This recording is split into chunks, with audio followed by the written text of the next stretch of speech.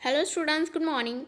So today we are starting the revision of chapter 3 which is incorporation of a company और इस chapter में से 6 से 7 mark के क्वेश्चन आ सकते हैं।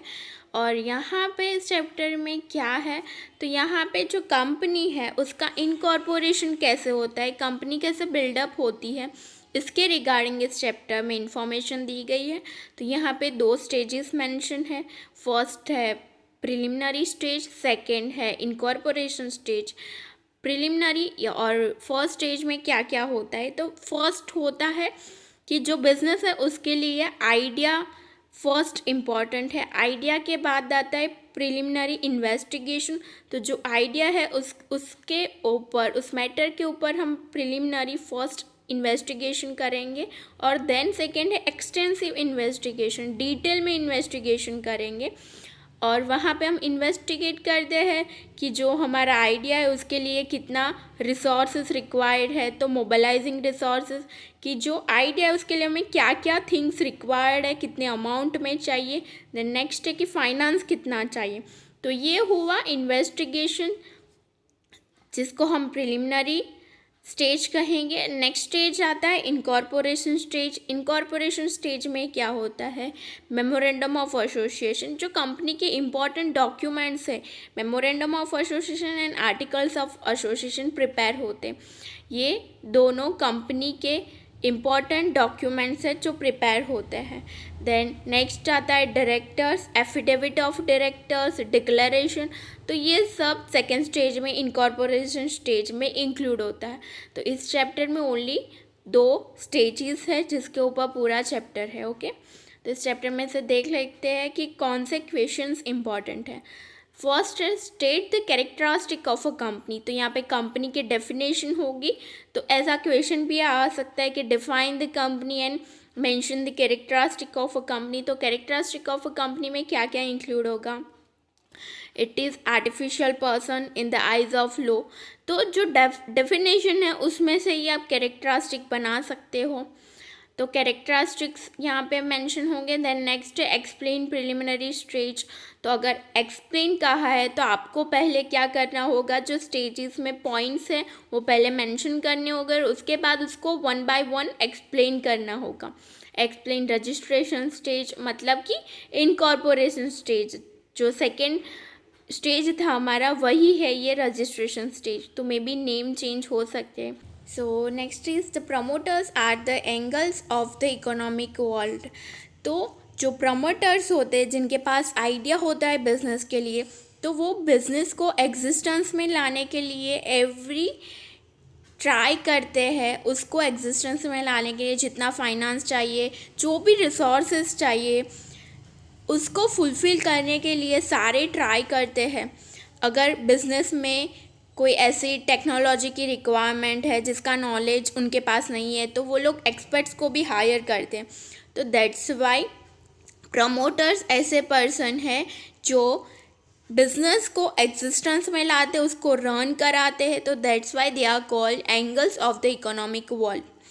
सो ये जो सेंटेंस है उसको आपको एक्सप्लेन करना है। Which matters are shown in the affidavit of directors. तो यहाँ पे जो इनकॉर्पोरेशन स्टेज है इसमें ये मैटर इंक्लूडेड है कि जो डायरेक्टर्स है उनके पास से एफिडेविट एक ली जाती है जहाँ पे मैटर्स इंक्लूड होती है कि वो कोई ऐसा, जो डायरेक्टर ऐसा पर्सन होना चाहिए जिसने कोई गलत काम ना किया हो, तो उसके रिगार्डिंग एक पूरी एफिडेविट होती है। तो वो डायरेक्टर्स के पास से वो साइन करवानी होती है। तो वो एफिडेविट में क्या क्या थिंग्स मेंशन होती है वो इसके आंसर में आपको लिखनी है। Why is the company called brain child of the promoters. तो ये जो कंपनी है, जो बिजनेस है, उसका मेन आइडिया किसने रेज किया था, तो वो प्रमोटर ने रेज किया था। प्रमोटर एक ऐसा पर्सन होता है जो बिजनेस को रेज करता है, उसको एग्जिस्टेंस में लाता है, उसको इनकॉर्पोरेट करता है। तो that's why it is called promoters as the brain child of the company. Okay, so ये क्वेश्चंस हैं। नेक्स्ट MCQs है जिसके आंसर आपको खुद फाइंड करने हैं।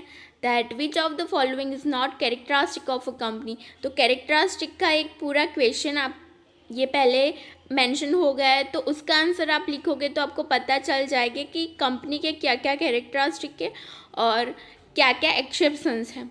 Which of the following documents are not required to be given to the registrar of company at the incorporation of a company? तो incorporation के टाइम पे 2 इम्पॉर्टेंट डॉक्यूमेंट हैं जो वहाँ पे सबमिट करवाने होते हैं रजिस्ट्रार को. तो फर्स्ट तो होता है मेमोरेंडम ऑफ एसोसिएशन, सेकेंड है articles of association, and next है कि डायरेक्टर्स की पूरी लिस्ट दी जाती है, उनकी एफिडेविट भी सबमिट होती है.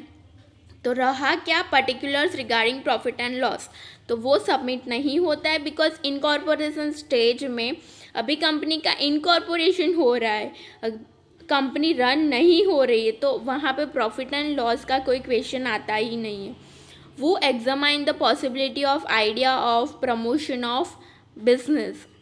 तो जो बिजनेस है उसको प्रमोशन स्टेज में कौन एग्जामाइन करता है, इन्वेस्टिगेट कौन करता है, तो क्या डायरेक्टर करते हैं, शेयर होल्डर करते हैं, एडवोकेट करते हैं या फिर एक्सपर्ट्स. शेयर होल्डर तो होते ही नहीं हैं, तो इसका आंसर आपको खुद फाइंड आउट करना है. नेक्स्ट है in case of death of a member of a company. तो कंपनी की कोई मेंबर की डेथ हो जाती हो तो उसके कॉन्सिक्वेंसेस में कंपनी में क्या इफ़ेक्ट आती है, तो वो फाइंड करना है कि कंपनी एंड मेंबर दोनों डिफरेंट पर्सन है. कंपनी एक आर्टिफिशियल पर्सन है. कंपनी में जो भी होता है कुछ तो वो उसके नेम पे होता है, और उसका जो प्रमोटर ले लो या फिर बोर्ड ऑफ डायरेक्टर ले लो, उनके नेम पे कुछ भी कंपनी का वर्क नहीं होता है. तो अगर किसी मेंबर की डेथ होती है तो भी कंपनी को कोई इफ़ेक्ट नहीं होगा. For any company to prepare memorandum of association is, तो मेमोरेंडम ऑफ एसोसिएशन कंपल्सरी है according to the companies act. Who brings company into existence, तो कंपनी को एग्जिस्टेंस में कौन लाता है, तो promoters. Which of the following is regarded as the basic fundamental document of a company. तो company के बेसिक फंडामेंटल डॉक्यूमेंट क्या है, मेमोरेंडम ऑफ एसोसिएशन और आर्टिकल्स ऑफ एसोसिएशन, वो आपको फाइंड आउट करना है. वो मैनेज द कंपनी, तो कंपनी को मैनेज कौन करता है, तो board of directors. Which of the following is not included in the preliminary stage. So preliminary stage में आइडिया होता है, इन्वेस्टिगेशन होती है, मोबिलाइजिंग ऑफ रिसोर्सेज होता है, बट डायरेक्टर्स कहाँ इंक्लूडेड होता है, सेकेंड स्टेज में.